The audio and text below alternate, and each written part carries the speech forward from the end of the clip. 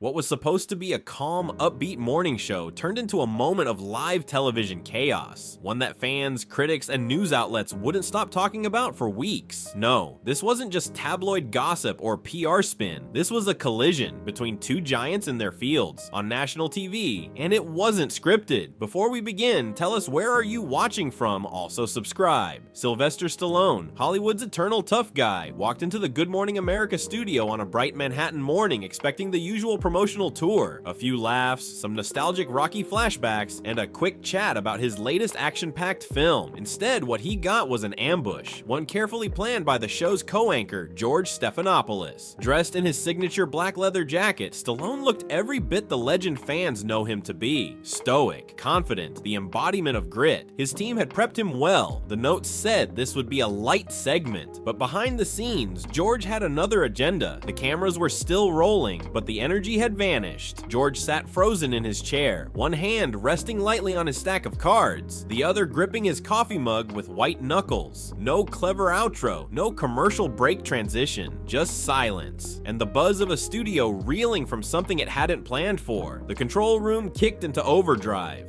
Cut to commercial. Someone barked through a headset. The screen went black. In the studio, the audience sat stunned. Some exchanged glances. Others whispered, unsure if what they'd just seen was part of the show or a real implosion of morning TV protocol. A few clapped nervously, unsure if applause was even appropriate. George finally stood, his expression unreadable. He adjusted his tie, walked off set, and disappeared behind the curtain without a word. Backstage, Stallone's team was already moving. His longtime publicist, eyes wide with disbelief, was trying to keep up as Sly moved swiftly through the hallway. "Do we need to issue a statement?" she asked, clutching her phone. "Do you want to respond? Should we call CBS instead? They'll probably give you a spot by noon if you want to control the narrative." Stallone stopped and turned to her, calm and grounded. "Let it ride," he said. People saw what they needed to see. Outside the studio, the press was already catching wind. A handful of paparazzi had caught Stallone's abrupt exit. A TMZ staffer was live streaming from across the street yelling, "Sly, did you and George have a political argument? Are you canceling the rest of your press tour?" But Stallone didn't stop. He slid into the back of a waiting SUV and shut the door. By noon, the footage had already gone viral. Clips of the exchange flooded social media. On X, the hashtag #Stallone vs. George began trending. News segments replayed the confrontation on loop, often with sensational headlines. "Stallone walks off live TV. Did George go too far?"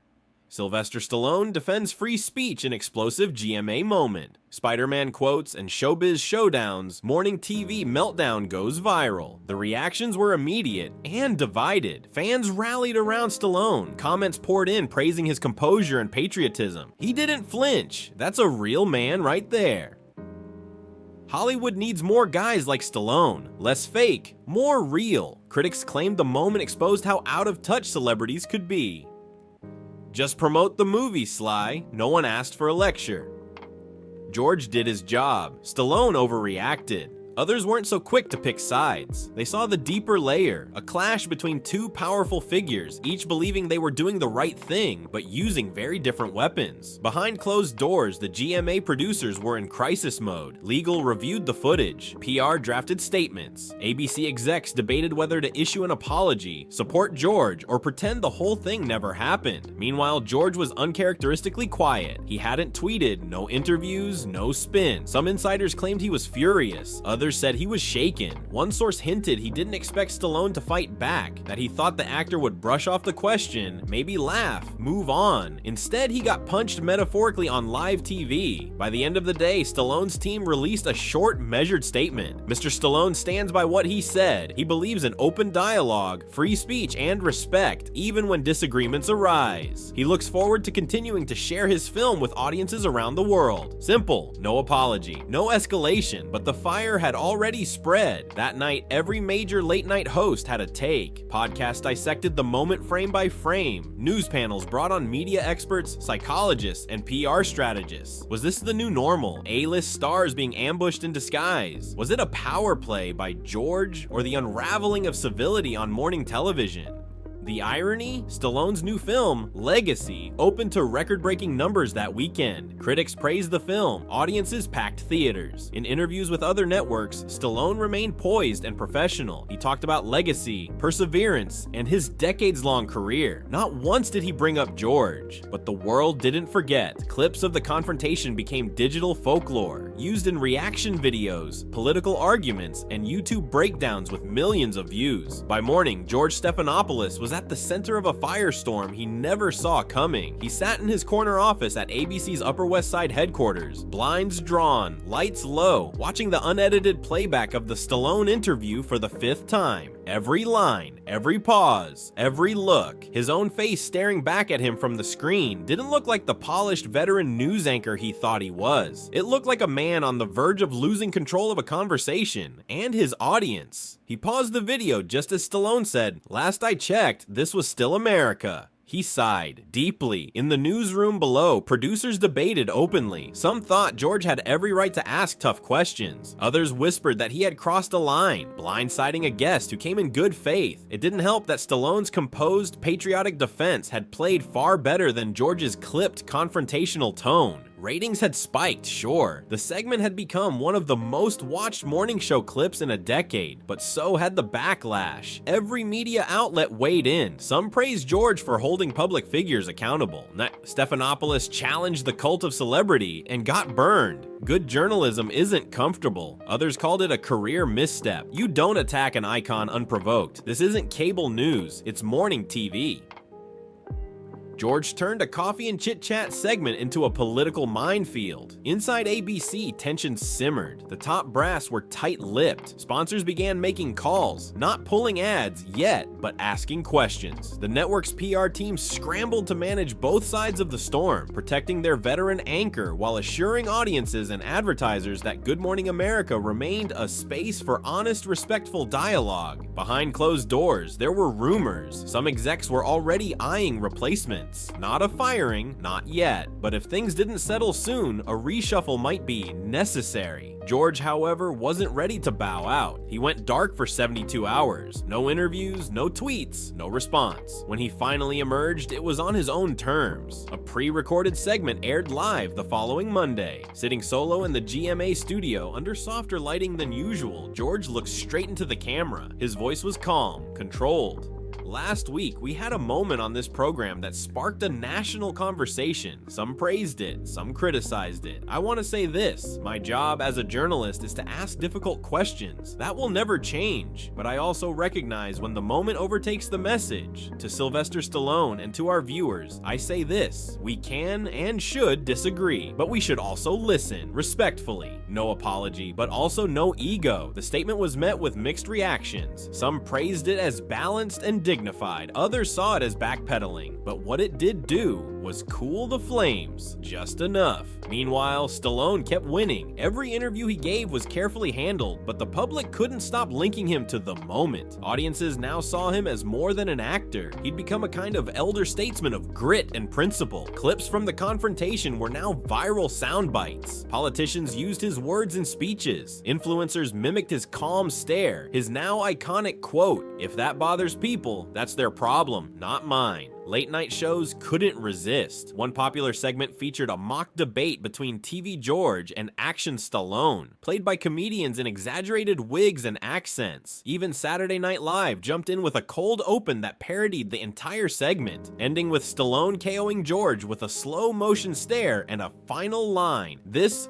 was not in the pre-interview, but under all the noise, a quieter story was unfolding. People started asking real questions. Why did this moment strike such a nerve? Why did a conversation about celebrity responsibility spiral into a national identity debate? It was bigger than Sly, bigger than George. It was about how divided the audience had become. Morning TV, once the realm of recipes, movie plugs, and light banter, had collided with the harsh realities of the culture war. And whether by accident or design, Good Morning America had become ground zero for that tension. No one said it aloud, but the network knew something had changed forever. Then came the surprise. 2 weeks later, in a clip that caught everyone off guard, Stallone, seated with another outlet during a press junket, was asked if he'd ever go back on Good Morning America. He paused, paused, chuckled, and gave a crooked smile. Sure, I don't hold grudges, just don't quote Spider-Man at me next time.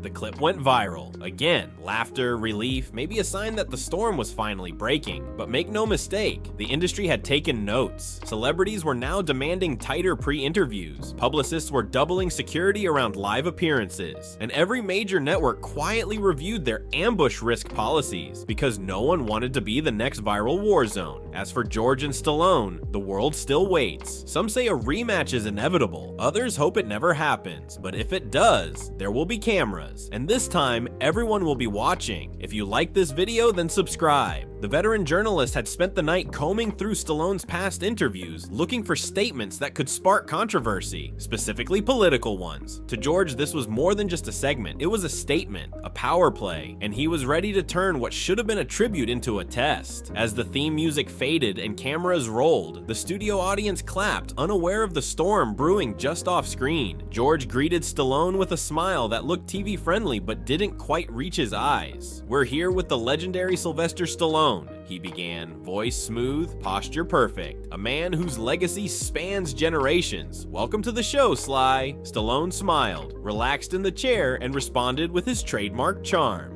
"Thanks for having me, George. Always good to be here." So far, so good. But within seconds, the tone changed. George leaned in slightly, the smile gone, his voice sharpened just enough to cut. "Sly," he said, flipping through his note cards with a subtle flick. "Over the years, you've made some strong political statements, some say divisive. Do you think it's responsible for someone with your influence to wade into that territory?" The shift in the room was immediate. You could almost hear the breath leave the studio. The audience stiffened. Even the camera crew paused, unsure whether to zoom in or stay wide. Stallone didn't speak right away. He sat back, his face unreadable for a moment, but then his jaw flexed slightly, and his eyes locked onto George's like a fighter sizing up an opponent. "Last I checked," Stallone said, calm but unblinking, "this was still America, and Americans have the right to speak their minds, whether they're actors, journalists, or even former political operatives turned TV hosts." A soft gasp rippled through the audience. George flinched, just barely, but enough for viewers at home to catch it. Stallone's reference to George's past as a Clinton White House staffer hit its mark. Still, George pressed on. "Sure, free speech is a right," he said, straightening his papers, "but don't you think that with fame comes a certain level of responsibility? When celebrities speak, millions listen. There's weight in your words." Stallone didn't blink. "Responsibility," he said. "You think it's irresponsible to say I love my country, that I believe in hard work, freedom, and being honest about what you stand for? I've been doing this for 50 years, George. I've never been anything other than who I am. I don't pretend. That bothers people. That's on them, not me." The energy in the room had changed entirely now. This wasn't an interview anymore. It was a sparring match. Gloves off, live on national TV. From the control room, producers scrambled. Frantic whispers filled their headsets. This segment was supposed to be about the movie. Light, nostalgic, sell some tickets. Instead, it was veering dangerously close to political battlefield territory. But George wasn't backing down. He leaned in again, this time with a rehearsed smirk. "With great power comes great responsibility," he said, invoking the most cliche line in the pop culture handbook. Stallone tilted his head. A beat passed, then another. "Did you just quote Spider-Man at me?" he asked, half incredulous. "George, I came here to talk about a film, not trade comic book quotes. You want to talk power? Fine. I've used mine to entertain people, to inspire, to show underdogs they can win. I didn't come here to lecture the American people." Silence. Heavy. Uncomfortable. You could feel it through the screen. George opened his mouth to respond, but hesitated. Something in the room had shifted. The audience, once passive, was now fully engaged, many of them leaning in, waiting to see what came next. But Stallone didn't wait. He turned to the camera, not to George, and said, "I've fought battles on screen for decades, but the real fight? It's keeping your voice when people tell you to stay quiet. So yeah, I'll keep talking. If you like this video, then subscribe."